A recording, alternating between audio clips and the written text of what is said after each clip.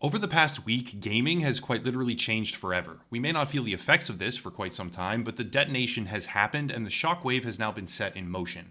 Not only that, the shockwave is actually growing rather than slowing down.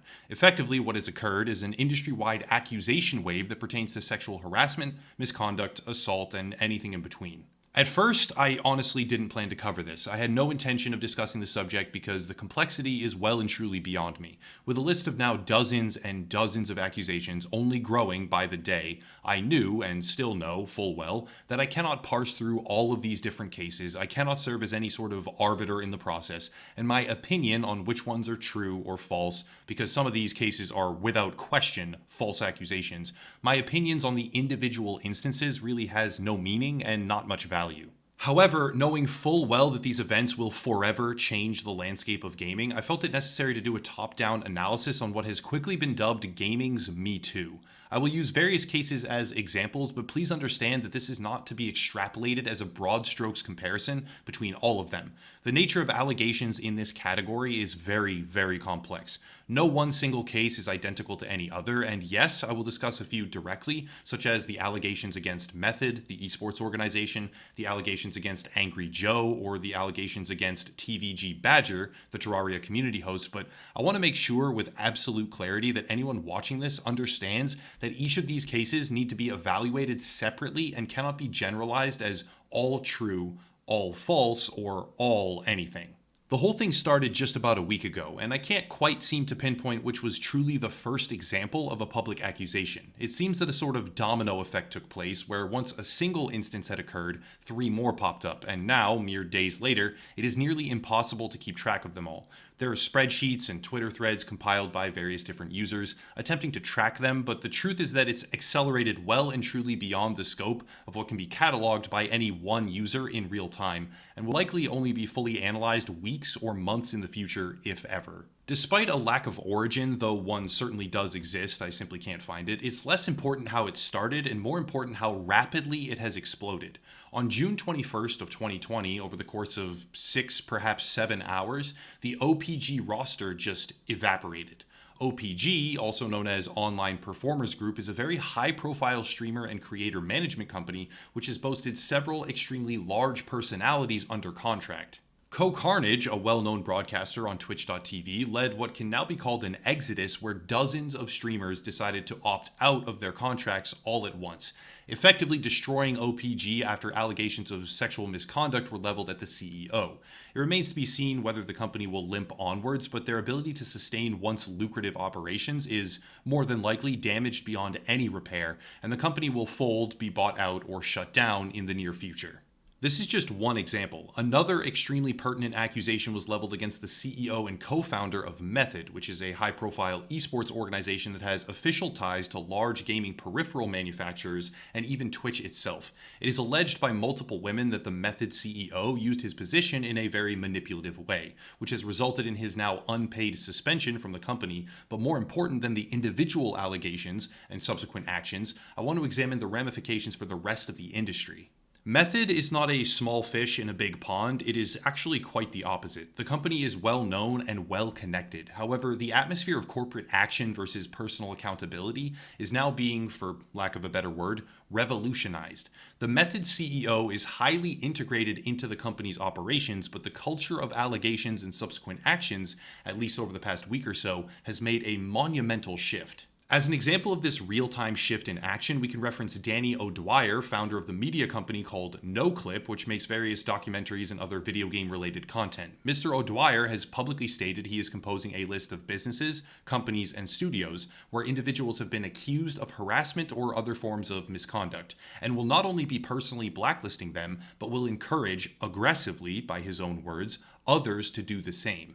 The shift can be outlined as an extension of individual actions to company structure as a whole. Whether or not this is true cannot be stated in any general sense. It would need to be investigated thoroughly, case by case. But the idea that based upon mere accusations of an individual, a company should be ostracized, blacklisted, and financially crushed, that is a fairly intense leap of consequences. Now picture this attitude applied to extremely large organizations like Method, who intake and output millions upon millions of dollars into the esports scene. Picture this logic applied to sponsors like Corsair or Twitch, who enact contracts with many different groups and facilitate the success of thousands, probably tens of thousands of creators. The logical jump from holding individuals accountable to punishing and attacking the entire company that can be linked to them or their actions, that is a very, very dangerous thing. All of this is horribly exacerbated when we recognize that the language used by Danny O'Dwyer was named rather than proven. The quote reads, "Any business association with people being named as perpetrators of sexual/emotional harassment." And simply being named as a perpetrator does not, under any circumstances, signify actual guilt. Guilt is not a function of accusation, it is a function of proof. And some, possibly even a majority of these accusations, have no proof, no references, nothing more than "I was uncomfortable 15 years ago and now I've decided to post it all on Twitter." But the call to action is that companies associated with that accusation be financially attacked, blacklisted, or destroyed. This is where we get into a somewhat controversial topic, as if it was not bad enough already, where a false narrative is being spread that these accusers have nothing to gain. This is a lie. This is a stone-cold, falsified concept that when examined falls apart within seconds. To understand why, we need to recognize that analytics and audience reach are one of the core pillars in the entire video game entertainment industry. Whether you are a streamer, a YouTuber, a game developer, or any other branded party who participates from a business perspective, specifically, in the entire space, all of us live and die by the analytics. Twitch, for example, and I will expand on the incredibly dangerous situation that they are in later on, Twitch relies purely on analytics to entice advertisers. Streamers rely on viewership analytics, follower count, sub count, and other metrics to establish, maintain, and track their own career. And sponsors look at all these same metrics to decide who they wish to pay and work with. The false narrative here is that accusers have nothing to gain. They do not do this for any reason other than truth, justice, and the pursuit of a better industry. But this is a disgustingly shallow lie that cannot be allowed to proliferate within the industry. I will not insinuate or claim that having something to gain therefore invalidates truth. These two things can exist side by side, absolutely. An accuser can gain thousands of followers as a result of their testimony while also telling the truth. Absolutely true. That's 100% possible. But the concept of them only suffering, gaining nothing, and thus their actions cannot be motivated by anything other than holistically moral and selfless vulnerability or bravery, it's a lie. If we track the social media analytics from literally any of the accusers over the past week, an obvious pattern emerges within seconds. Zombie Unicorn, an accuser against Pro Syndicate, whose channels had been quite literally declining by dozens every single day, upon leveling her accusations, saw immediate triple, even quadruple digit growth, well and truly beyond anything else her profile has seen in recent months, possibly ever. Caitlin Witcher, another accuser speaking against Pro Syndicate, whose channel has been in downward decline for almost 4 continuous years, saw immediate triple and quadruple digit daily growth, which is now persisting and reversing a steep downward slide purely as a result of the allegations. Enola Leone, an accuser of Lobo Styles, has seen immediate growth that exceeds anything else her channel has ever experienced by almost 400%. Wookie Monster TV, the accuser of Angry Joe, who has now deleted her Medium post accusing him of sexual misconduct after it was heavily disputed and the facts appeared to disprove her entire premise as totally fraudulent, has seen continuing social media growth at a rate that is over 2,000% higher than what she normally sees. Annie Fuchsia, one of the streamers accusing the Method CEO of impropriety, is yet another example of a channel in blatant decline until the moment these allegations were posted, at which point she saw massive growth, which is only increasing over the past few days. Chica Day Awesome, a creator who fired accusations at the community host of Terraria, saw low growth from the perspective of absolute numbers, but if you factor in the relative size of his following and her own, plus the fact that he has an entire Dropbox of material thoroughly showcasing evidence to support his innocence, we can see that her percentage growth relative to previous patterns is massive. The list of examples is just about as long as the actual list of accusations themselves. VioCTZ, a Twitch partner coming forward with allegations against Hassan, a well-known Twitch staffer who works at the company, has seen, despite past social media follower decline, a growth spike of almost 1,000 plus for today alone, as of the making of this video, which will clearly only increase exponentially as her post was only just made, and is currently going viral. It's Me Molly, the accuser who caused OPG to implode after highlighting her experience with the CEO, yet another channel to be in active decline or fully stagnant, gaining many hundreds of followers at a rate 300 to 400 times higher than what she saw before.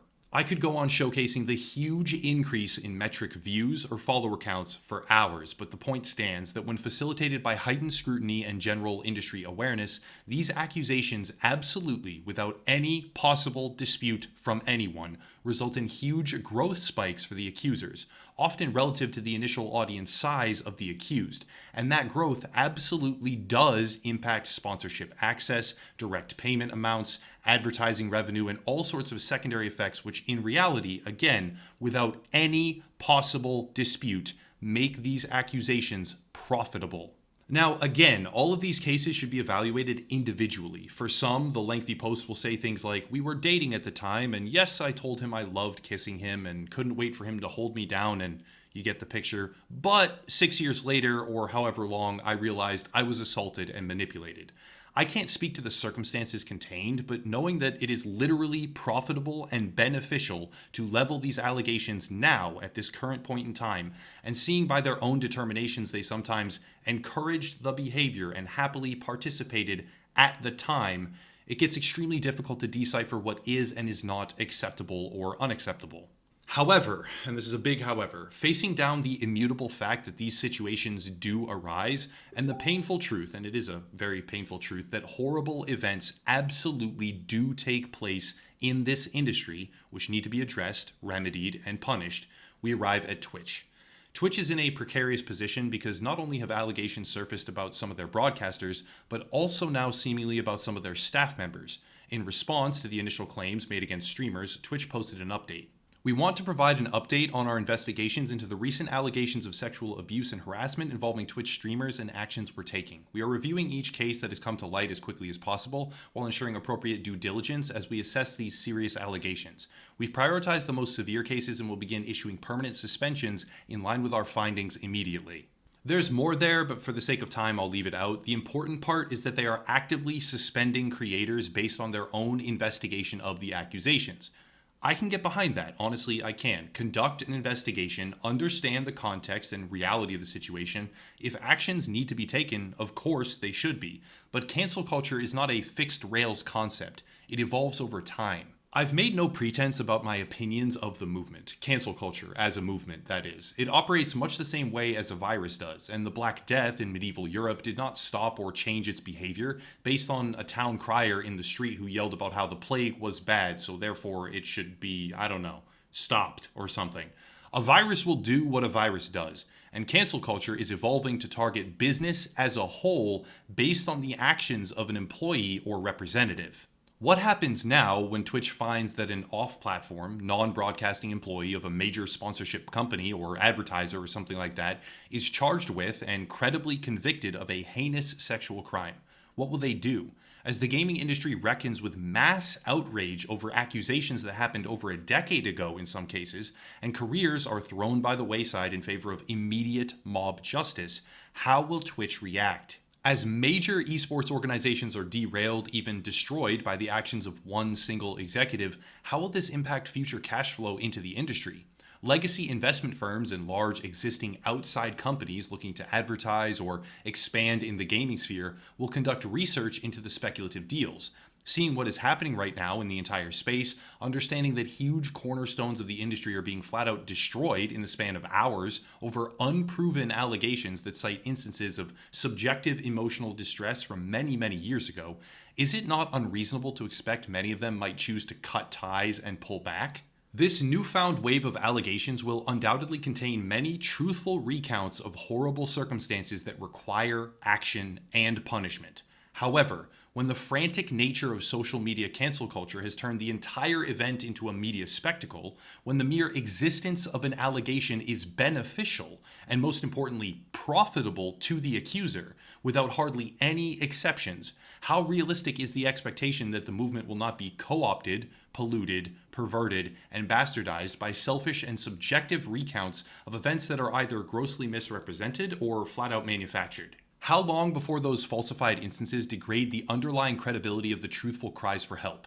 I would argue it is already occurring actively, since the majority of the outcry is public social media essays, and almost none of them in any way consult actual law enforcement. How long is it before the degraded credibility of the truthful recounts will be overshadowed by the falsities, and ultimately lead to the widespread destruction of livelihoods relying on the figures who have been accused after the mob destroys not only them, but their surrounding companies and businesses and anyone ever affiliated with them?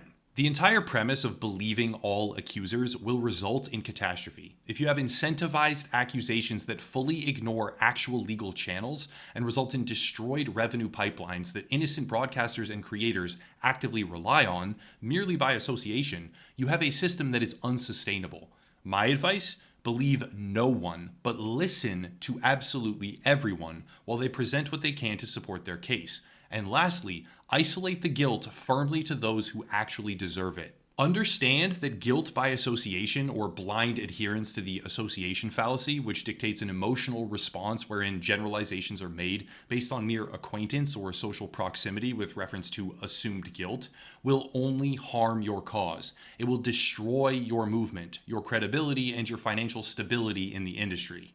Gaming is facing, right now, a series of events which will fundamentally change the entire landscape. Where exactly it leads, I'm not too sure. It could be a setback that destroys outside capital infusions for esports on a generalized and wider scale, or reduces the credibility of the space as a whole, or sees a new wave of businesses replacing the long-standing titans. But there is no doubt at all that we are in brand new territory as cancel culture metastasizes, with obvious yet somehow denied incentives and a tidal wave of impropriety allegations treated by some as fair game to ruin lives at every turn.